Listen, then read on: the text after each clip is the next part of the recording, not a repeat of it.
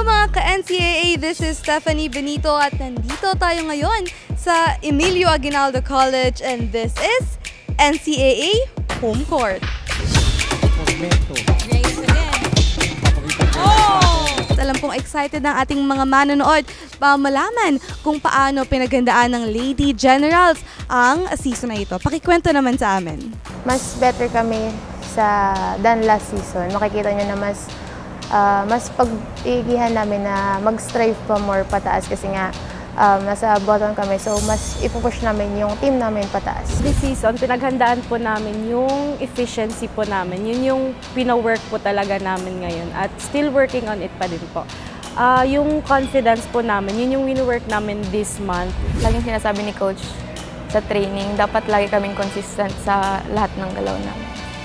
And dapat di kami mapapagod, dapat laging palaban lagi sa kahit anong games na haharapin namin. Excited ang ating mga Lady Generals fans na malaman kung ano yung mga off-season, pre-season preparations ng team para paghandaan ang Season 99. Winorkout namin sa training yung mga lapses namin last season para mas makapagbigay kami ng mas magandang laro this coming Season 99. Unang-una yung efficiency namin. Yun yung pinakamahirap sa team, kahit sino. Yan ang lagi naming wino-workout kasi sa bagong mga bata, sa mga bagong players, siyempre yung system napakahirap kunin and we work out talaga sa system, sa efficiency ng system namin. Ito kay medyo personal na tanong naman. Para sa season naman na ito, meron ka bang mga specific challenges na naramdaman?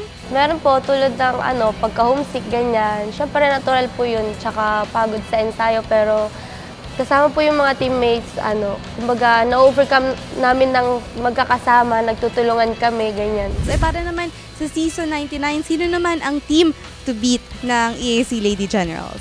Siyempre yung champion team. Benild po. Binild po.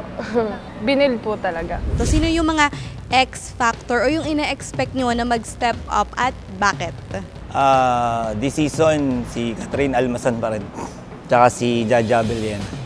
Yan ang mga makikita natin na mag-excel this season. Mas pinaghandaan po namin talaga para po sa akin, mentally po.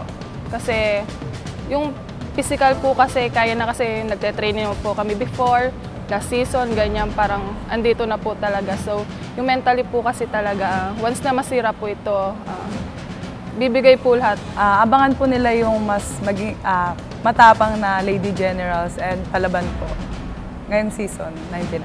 Alam din naman po namin na halos lahat ng team nagpe-prepare, so pinaghahandaan din po namin lahat ng teams ngayon. Sa EAC community, please support us, the EAC Lady Generals, and sa mga friends and families na nandiyan dyan, tuloy-tuloy lang po ang pagsuporta kahit na medyo nag-struggle pa, pupunta rin tayo na magiging maganda rin at the end.